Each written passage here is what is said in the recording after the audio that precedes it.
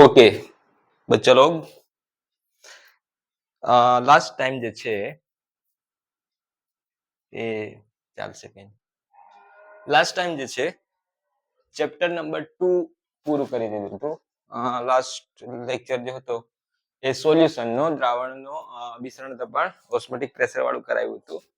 ત્યારબાદ જે છે ન્યુમેરિકલ તો ઓલમોસ્ટ પહેલેથી કરાવેલા જ છે.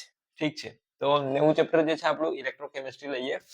ઇલેક્ટ્રોકેમિસ્ટ્રી વિદ્યુત રસાયણ chapter number 2 12 science NCERT. Okay, વિદ્યુત રસાયણ ઇલેક્ટ્રોકેમિસ્ટ્રી ચાલુ કરતા પહેલા સ્ટાર્ટ કરતા પહેલા થોડી બેઝિક માહિતી જે વસ્તુ ખબર હોવી જોઈએ એ વસ્તુ પહેલા અહીંયા ચલાવીશું. એના પછી આપણે ચેપ્ટર સ્ટાર્ટ કરીશું કે પહેલેથી તમને આઈડિયા આવી જાય કે આ વસ્તુ આમાં જરૂરી છે.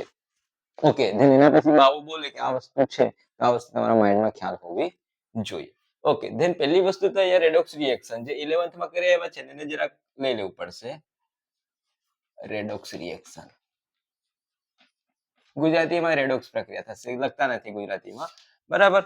હવે રેડોક્સ પ્રક્રિયા એટલે એવી પ્રક્રિયા કે જ્યાં ઓક્સિડેશન અને રિડક્શન થશે. તો ફંડામેન્ટલ વસ્તુ આપણે અહીંયા શું સમજવું પડશે કે ઓક્સિડેશન અને રિડક્શન પહેલા આપણને એની ડેફિનેશન ખબર હોવી જોઈએ. ઓકે, તો કઈ કઈ પ્રકારની એની ડેફિનેશન રહેશે આપણે અહીંયા ચેક કરી લઈએ. તો કે એક લઈએ ઓક્સિડેશન અને બીજું લઈએ રિડક્શન લઈએ. ઓકે ઓકે, ધેન અહીંયા લઈએ આપણે ઓક્સિડેશન. ઠીક છે, ઓક્સિડેશન અને બીજું છે આપણી પાસે રિડક્શન. ઓક્સિડેશન અને રિડક્શન. તો આની ઓક્સિડેશનની ડેફિનેશન જે આપણે સ્ટાર્ટિંગ થી ભણતા આવ્યા છે એ પણ આપણે અહીંયા લઈ લઈએ કે આને ઓક્સિડેશન કહેવાય અને રિડક્શન કહેવાય. જ્યાં બંને ઓક્સિડેશન અને રિડક્શન થશે એને આપણે કહીશું રેડોક્સ પ્રક્રિયા. ઠીક છે, રેડોક્સ રિએક્શન.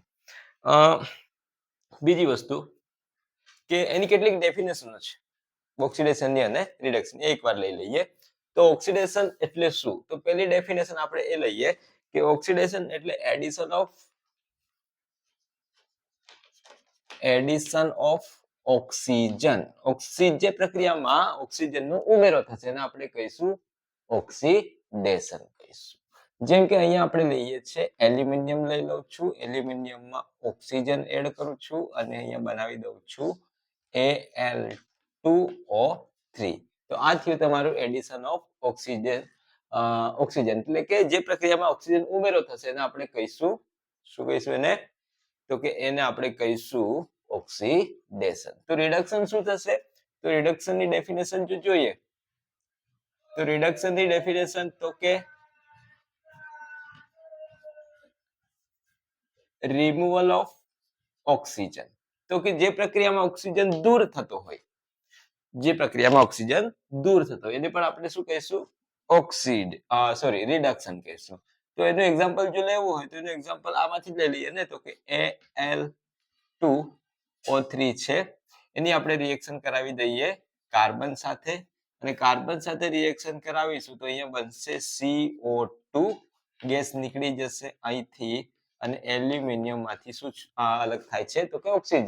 તો ઓક્સિજન દૂર થવું એને પણ આપણે શું કહેવાનું છે? રિડક્શન. ઓકે, તો બીજી વસ્તુ, બીજી એક ડેફિનેશન થશે આની.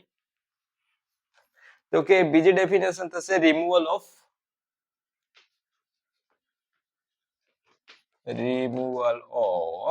હાઇડ્રોજન. Removal of hydrogen. ઠીક છે, તો રિમૂવલ ઓફ હાઇડ્રોજન જે છે તો લઈએ સપોઝ રિએક્શન થાય છે એક્ઝામ્પલ તરીકે ક્લોરીન, આ મિથેન છે. મિથેનની રિએક્શન કરાવીએ આપણે O2 સાથે. મિથેનની રિએક્શન કોની સાથે કરાવશું?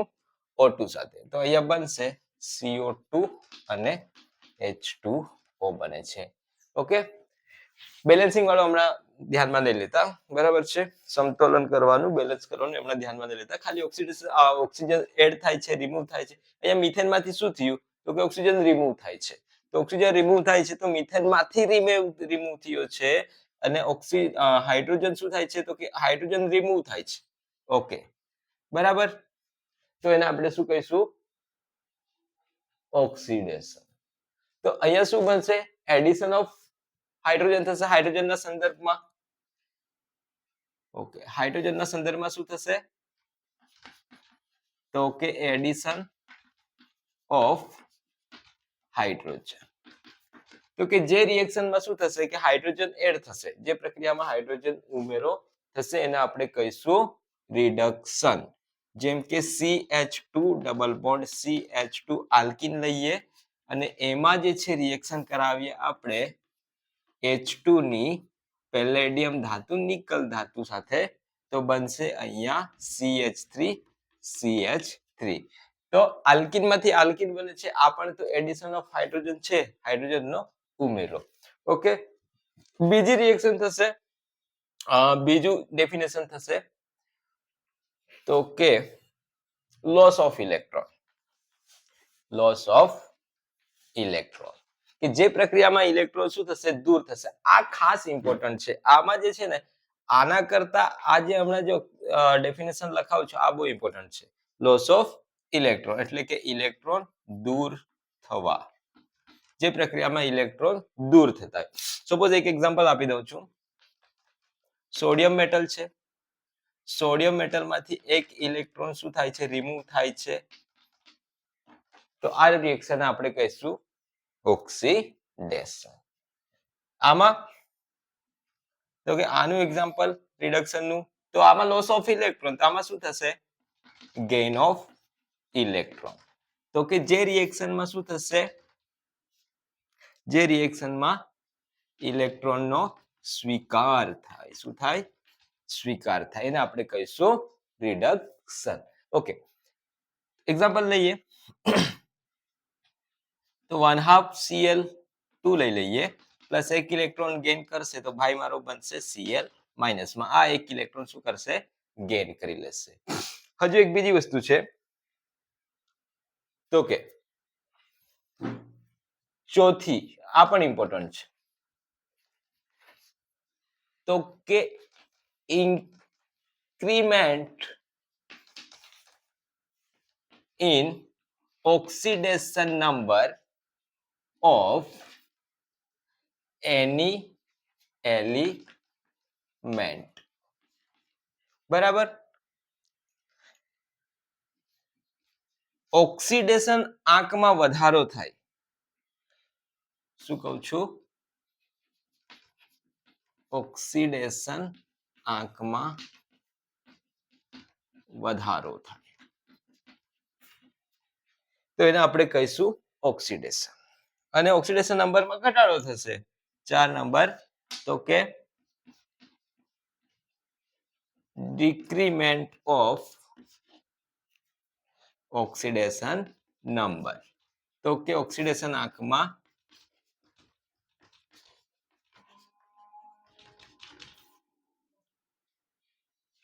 ઘટાડો થાય. હવે ઓક્સિડેશન આંક, ઓક્સિડેશન નંબર એટલે શું છે, ઓક્સિડેશન નંબર બીજું કઈ નથી, શું છે, ચાર્જ છે. શું છે, ચાર્જ છે, વીજભાર છે, વીજભાર છે. એટલે કે સપોઝ અહીંયા લઈ લઉં છું H અને Cl, તો આની નેગેટિવિટી વધારે, આના પર માઇનસ, પાર્શિયલી માઇનસ, આના પર પાર્શિયલી પોઝિટિવ, તો આના પર સિંગલ બોન્ડ છે તો આનો પ્લસ અને આનો -1, તો આનો આ જ ચાર્જ, આનો ઓક્સિડેશન નંબર છે, બીજું કઈ છે નથી. ઠીક છે, તો આ વસ્તુ તમને પહેલા તો ખબર હોવી જોઈએ. હવે તમને કહું કે આ ડેફિનેશન, આ ડેફિનેશન, આમાં આ ડેફિનેશન અને આ ડેફિનેશન મોસ્ટ ઇમ્પોર્ટન્ટ છે. આપણા જે ચેપ્ટર જે છે આમાં આ જ ડેફિનેશન આપણને કામ લાગવાની છે. ઓકે, ઓક્સિડેશન માટે કેટલી જો ડેફિનેશન છે તો જોઈએ. તો એડિશન, જે પ્રક્રિયામાં શું થાય, ઓક્સિજનનો ઉમેરો થાય, ઓક્સિજનનો ઉમેરો થાય. ઓકે, ઓક્સિજનનો ઉમેરો થાય ને આપણે શું કહીશું, તો કે ઓક્સિડેશન. બીજું તો કે જે પ્રક્રિયામાં શું થશે કે હાઇડ્રોજન દૂર થાય, શું થાય, હાઇડ્રોજન દૂર થાય ને આપણે કહીશું ઓક્સિડેશન. બીજું કે જે પ્રક્રિયામાં ઇલેક્ટ્રોન દૂર થાય, લોસ ઓફ ઇલેક્ટ્રોન, ખાસ યાદ રાખજો.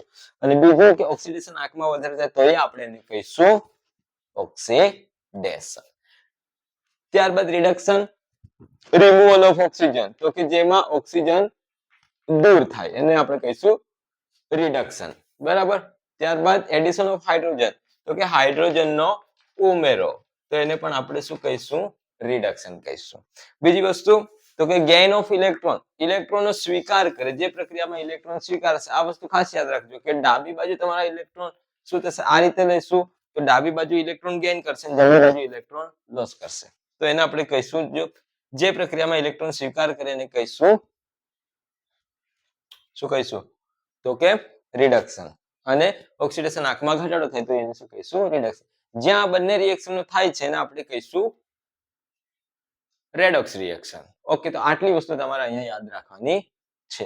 હવે બીજો મેન પોઈન્ટ જે તમારે યાદ રાખવાનું છે એ વસ્તુ પણ તમને કહી દઉં. તો કે અહીંયા એનોડ અને કેથોડ નો ઉપયોગ થશે. પોઝિટિવ નેગેટિવ પરથી કઈ ધ્યાન લેવાનું નથી. હું તમને જે રીતે કહું છું અને સ્ક્રીનશોટ લેવો હોય તો લઈ લો. હવે જે છે અને ઇરેઝ કરું છું. બીજી એક ઇમ્પોર્ટન્ટ વસ્તુ જે છે ચેપ્ટર સ્ટાર્ટ કરવા માટે અહીંયા બે જે છે આ વસ્તુ તમારે ખાસ યાદ રાખવાની છે, ડેફિનેશન. ઓકે, ધેન હવે જે બીજી વસ્તુ જે છે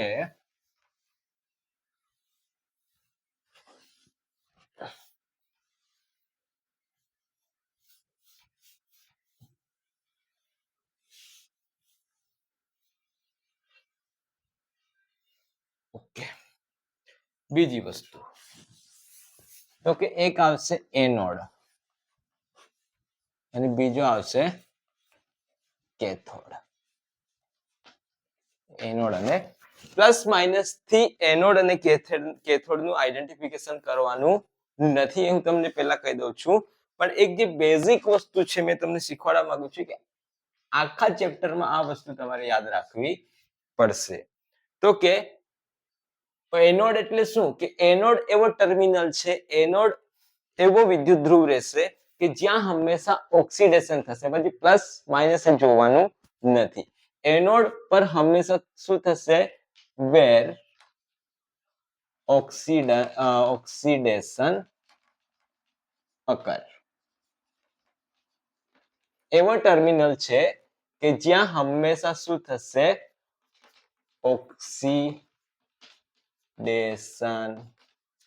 થશે.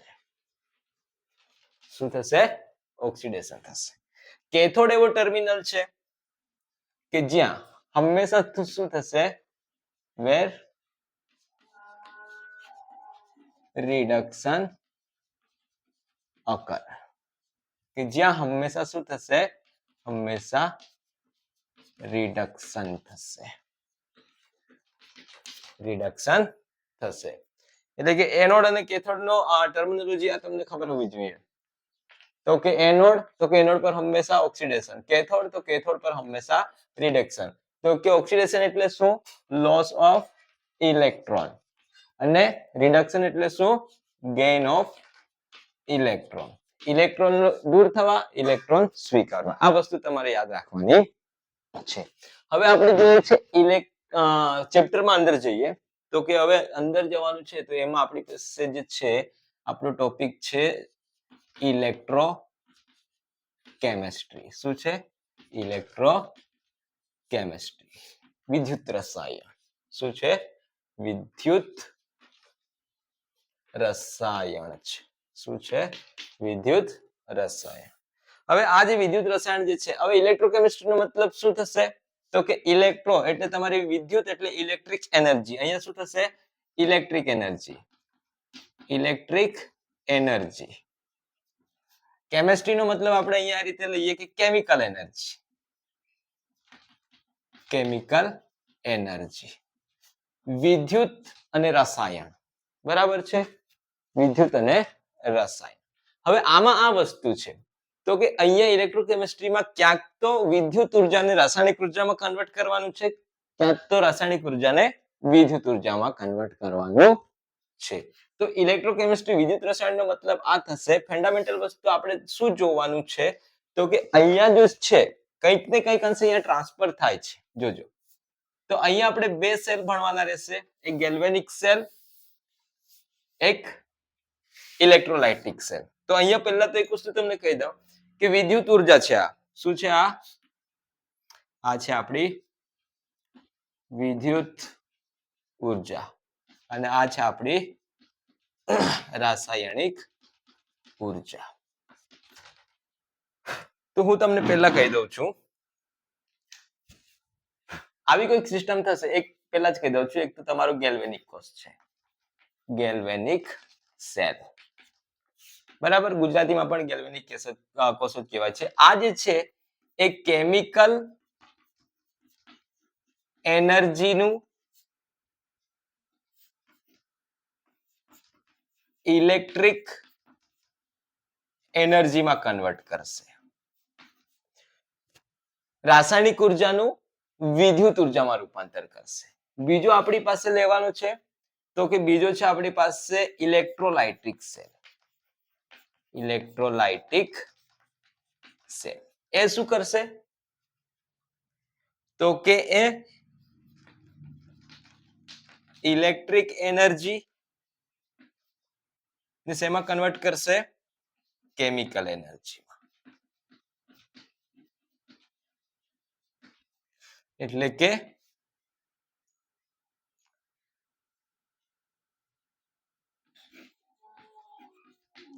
વિદ્યુત ઉર્જાનું રાસાયણિક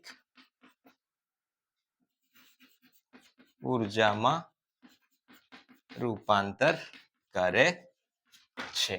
અને આ ભાઈ તો કે રાસાયણિક ઉર્જાનું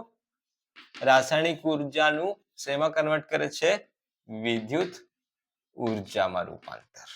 હવે આ બંને સેલને કમ્બાઈન રીતે આપણે શું કહીશું વિદ્યુત રાસાયણિક કોષો. શું કહીશું આ બંને સેલ જે છે બંને કોષ જે છે ગેલ્વેનિક કોષ અને આ વિદ્યુત વિભાજન કોષ છે. કયો છે વિદ્યુત વિભાજન કોષ છે.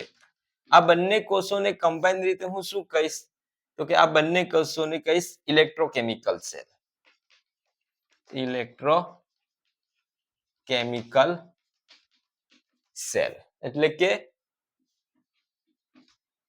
વિદ્યુત રાસાયણિક કોષ કહીશ. શું કહીશ વિદ્યુત રાસાયણિક કોષ. હવે એક બીજી વસ્તુ આ ચેપ્ટરમાં આપણે ભણવાનું શું છે ઇલેક્ટ્રોકેમિસ્ટ્રીમાં. ઓકે એ પણ લઈ લઈએ.